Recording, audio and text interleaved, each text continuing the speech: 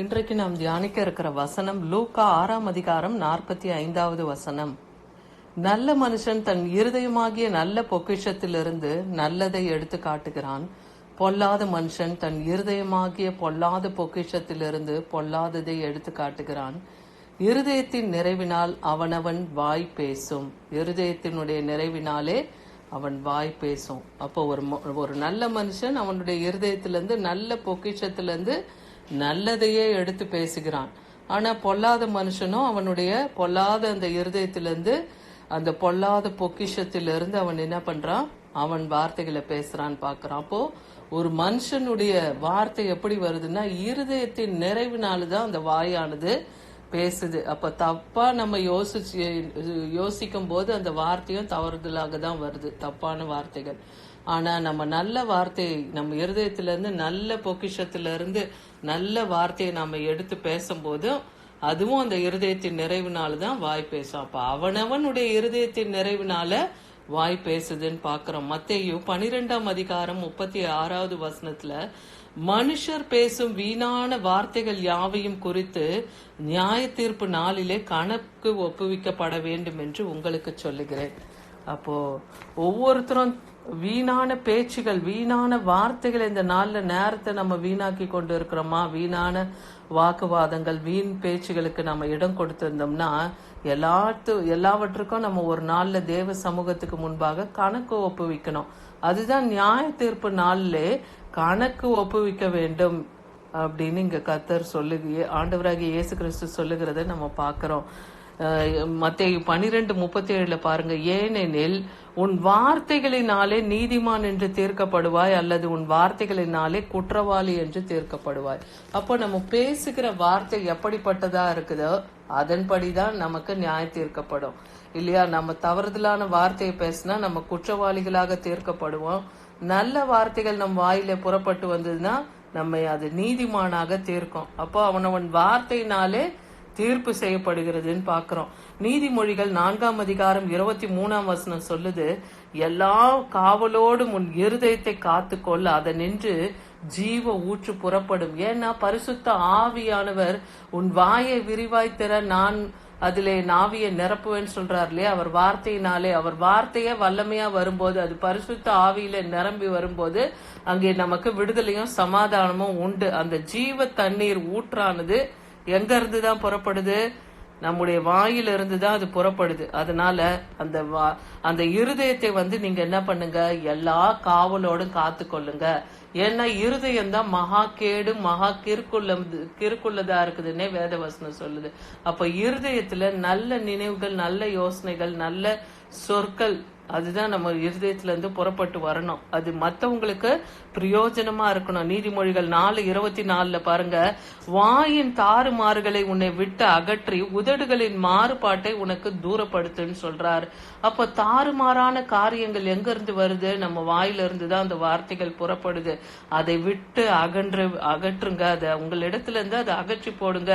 உதடுகளின் மாறுபாட்டை, அந்த மாதிரி மாறுதலாக பேசுகிற அந்த உதடுகளின் மாறுபாடுகளுக்கு நீங்க அதை தூரப்படுத்துங்க. அதுக்கு நீங்க விலக்கி உங்களை நீங்களே காத்து கொள்ளுங்கன்னு சொல்றாரு. எபேசியர் 4:29 பார்க்கிறோம், கெட்ட வார்த்தை ஒன்றும் உங்கள் வாயிலிருந்து புறப்பட வேண்டாம், பக்தி விருத்திக்கு ஏதுவான நல்ல வார்த்தை உண்டானால் அதையே கேட்கிறவர்களுக்கு பிரயோஜனம் உண்டாக பேசுங்கள். அப்போ நம்ம பேசுகிற வார்த்தை மற்றவர்களுக்கு பிரயோஜனமா இருக்கணும், மற்றவங்களுக்கு ஆறுதலா இருக்கணும், மற்றவர்களுக்கு நம்ம அவங்களை ஆற்றி தேற்றுகிற வார்த்தையா இருக்கணும். அப்ப அந்த வார்த்தை எங்க இருந்து நமக்கு கிடைக்கும்? வேதத்துல இருந்து தான். என்ன, தேவன் தமது வசனத்தை அனுப்பி நம்மை குணமாக்குகிறார் இல்லையா? என் வார்த்தையை அனுப்பி உங்களை குணமாக்குவேன்னு சொல்றாரு. அப்பொழுது நீங்கள் குணமாவீர்கள் சொல்றாரு.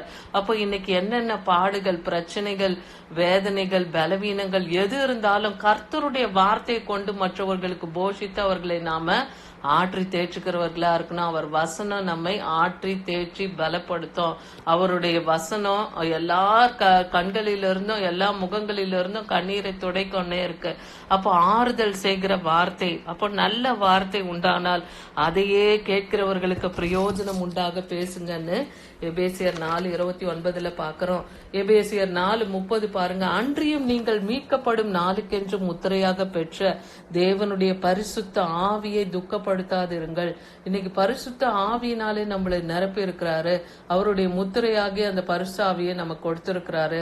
அப்போ அப்படிப்பட்ட நமக்கு நாம ஒவ்வொருவரும் எப்படி இருக்கணும்? நம்ம வாயிலிருந்து புறப்படுகிற வார்த்தைகள் சுத்தம் உள்ளதா இருக்கணும், மற்றவர்களுக்கு பிரயோஜனம் உள்ளதா இருக்கணும் இல்லையா? அதுதான். அப்ப நீங்க அப்படி தாறுமாறாக பேசணுமானால் மீட்கப்படுகிற நாளுக்கென்று முத்திரையாக நம்ம பெற்ற, ஏன்னா நம்ம நித்திய ராஜ்யத்துக்கென்று தேவன் நம்ம நியமித்து வைத்திருக்கிறார்.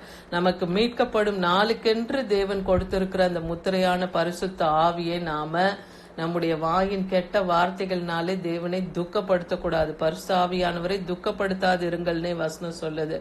அதே எபேசியர் 4:31 பாருங்க.